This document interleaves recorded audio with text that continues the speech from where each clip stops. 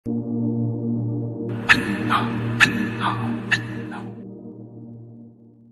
آج کی دنیا میں ہمارا تعلق کس سے زیادہ مضبوط ہے؟ جب موقع ملا ہمارا ہاتھ موبائل پر ہے۔ میں کچھ درد کے ساتھ جوانوں سے کہنا چاہتا ہوں، جب آپ کا ہاتھ پڑتا ہے فوراً آپ کا ہاتھ موبائل پہ جاتا ہے۔ کیا آپ سے اتنا نہیں ہو سکتا میرے جوانوں اس نبی کی نسبت پر؟ کیا آپ کے ہاتھ میں چھوٹی سی تسبیح کا دانہ ہو، آپ کے جیب میں تسبیح رکھی ہوئی ہو کہ جب بھی آپ کا ہاتھ پاکٹ پہ جائے تو آپ کا ہاتھ اس تسبیح پہ پڑھے اور پڑھتے ہی پیارے نبی تجھے یاد آ جائیں؟ کیا آپ اپنے ہاتھ میں ایسی سی تسبیح نہیں رکھ سکتے؟ کیا جیسے ہی آپ کا ہاتھ پاکٹ میں جائے تو لا الہ الا اللہ آپ کی زبان پر آ جائے؟ کیا ہے غفلت؟ کیا ہے ہمارا تعلق پیارے نبی سے؟ کیا ہے ہمارا تعلق پیارے اللہ سے؟ جیسے آج ارادہ کرو جوانوں میرے ساتھیوں کہ ہم اپنے جیب میں تسبیح کا چھوٹا سا دانہ ضرور رکھیں گے، یا چھوٹے سے تسبیح کے دانے اگر نہیں رکھتے تو کم سے کم الیکٹرانک جو تسبیح نکلی ہے وہ اپنے جیب میں ضرور رکھو، ضرور رکھو۔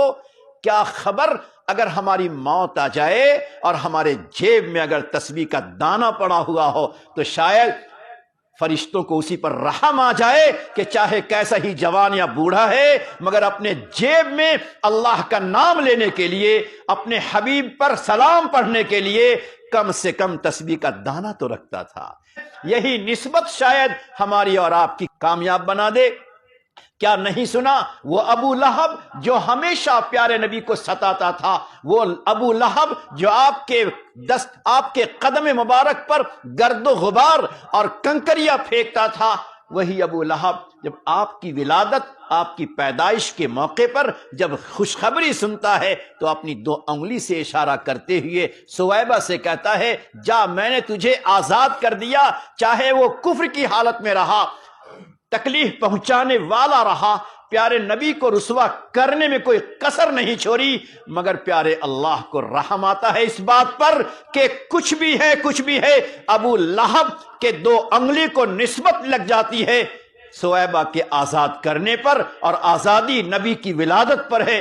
تو ہر سوموار کو ابو لہب کو یہ موقع ملتا ہے کہ جو انگارے میں تڑپ رہا ہے، جھلس رہا ہے پورے ہفتے، پیر کے دن اس کو موقع ملتا ہے کہ اپنی انگلیوں کو چوستا ہے، جس سے اس کے عذاب میں تھوڑا سا اسے ہلکا پن ملتا ہے۔ میرے جوانوں، میں تجھے تیرے نبی کا واسطہ دے کر کہتا ہوں، میرے دوستو، میں اپنے آپ سے آپ تمام کو پیارے حبیب کا واسطہ دے کر کہتا ہوں، اتنی سی نسبت پر اللہ تعالیٰ اگر کچھ مہربانی کرتے ہیں تو ہماری اور آپ کی نسبت درود پاک سے ہو جائے، پیارے نبی کی ذات سے ہو جائے، پیارے نبی کی سنتوں سے اگر اتنی سی نسبت ہو جائے تو کیا وہ اللہ ہم پر آپ پر مہربان نہیں ہوگا؟ ضرور ہوگا۔ اور اللہ کی مہربانی صرف آخرت میں نہیں ہوتی، اللہ کی مہربانی دنیا کے اندر بھی ہوتی ہے۔ اور نسبت یہ ہے کہ ہم پیارے نبی پر صلاۃ و سلام پڑھیں تو صحیح، گھر سے نکلے تو زبان پہ درود پاک ہو، گھر لوٹے تو درود پاک ہو۔ موبائل کا استعمال میرے ساتھیوں کوئی روک نہیں سکتا آپ کو، اللہ کی محبت ہی روک سکتی ہے، نبی کا تعلق آپ کو روک سکتا ہے، خدا کا خوف آپ کو روک سکتا ہے۔ تو میں کہہ رہا تھا کہ جب جیب میں ہاتھ جاتا ہے موبائل پڑتا ہے، اور جب ہمیں موقع ملتا ہے موبائل اوپن ہو جاتا ہے، کیا کیا اس میں نظر آتی ہے، آنکھوں میں کیا چیزیں جاتی ہے، ذہن و دماغ میں کیا چیزیں پہنچتی ہیں۔ اللہ اکبر، ہم نے اپنے دلوں کو گندا کر دیا، اپنی آنکھوں کو گندا کر دیا، اپنی فکر کو گندا کر دیا۔ اس گندی فکر، گندی آنکھیں، گندی زبان، گندے ہاتھ، گندے دل کو لے کر اللہ کے سامنے ہم کس طرح جائیں گے؟ اللہ حضرت صحابہ نبی علیہ الصلوۃ والسلام کے پاس آتے تھے تو باوضو آتے تھے اور اپنی نگاہوں کو جھکا کر بیٹھتے تھے،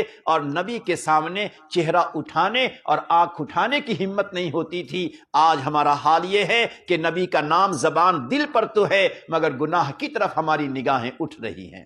اللہ رب العزت ہمیں اور آپ کو آج کے اس برے ماحول سے پیارے نبی کے صدقے طفیل میں اللہ تعالی ہمیں اور آپ کو بچائے، ورنہ اگر ہم ارادہ نہیں کرتے، اپنے تعلق کو آگے نہیں بڑھاتے تو میرے دوستو ہم گناہ کی دنیا سے اپنے آپ کو نہیں بچا سکیں گے۔ نبی علیہ الصلوۃ والسلام کی محبت کا بس ایک آخری جملہ سن لیجئے کہ کس طرح حضرات صحابہ کے دلوں میں ان عظمتوں کو جان کر کیسی محبت تھی۔ احد کا موقع ہے، حضرت عائشہ رضی اللہ تعالیٰ عنہ سوچتی ہیں کہ میں ذرا جاؤں دیکھوں کون کون شیدائی ہے جو اللہ کے نام پہ جان دے رہا ہے۔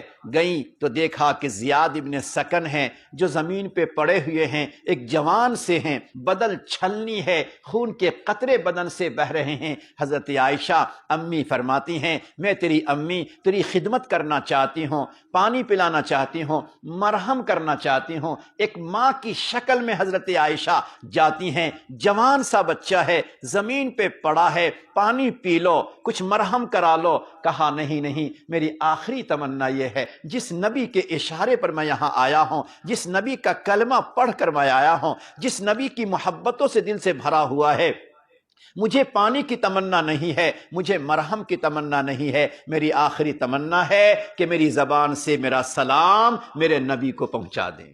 اللہ اکبر!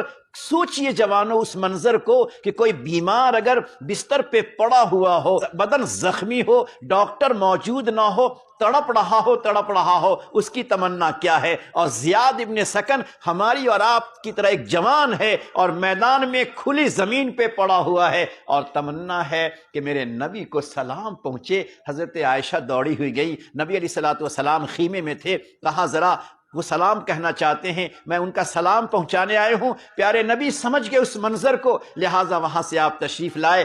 جیسے ہی تشریف لائے، اللہ کو اس جوان کی ادا کتنی پسند آتی ہے کہ اپنی زبان سے میرے حبیب کو صلاۃ و سلام پہنچا رہا ہے، یہ ادا کتنی پسند آتی ہے۔